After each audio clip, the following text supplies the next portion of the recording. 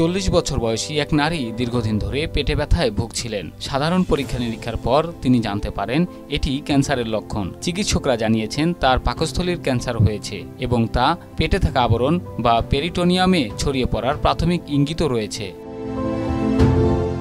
আবুধাবির বুরজিল medical সিটির চিকিৎসকেরা পরীক্ষা নিরীক্ষার পর অত্যাধুনিক চিকিৎসা পদ্ধতি প্রয়োগের সিদ্ধান্ত নেন। 6 ঘণ্টাব্যাপী অপারেশনে প্রথমে রোগীর শরীরে দৃশ্যমান সব ক্যান্সার কোষ অপসারণ করতে সাইটোরিডাকটিভ সার্জারি করা হয়।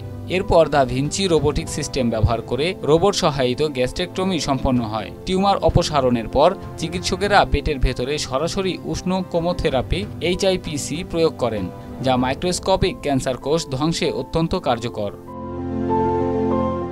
চিকিৎসকরা জানান তাদের সমন্বিত প্রচেষ্টার ফলেই রোগী মাত্র 3 দিনের মধ্যেই হাসপাতাল থেকে ছাড়পত্র পান, যা এত বড় ক্যান্সার সার্জারির ক্ষেত্রে অত্যন্ত বিরল ঘটনা। এই সফলতা আমিরাতের ক্যান্সার চিকিৎসায় নতুন মাইলফলক।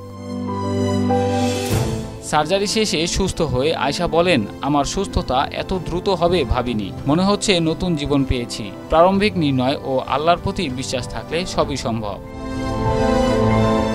নিউজ ডেস্ক, মাই টিভি।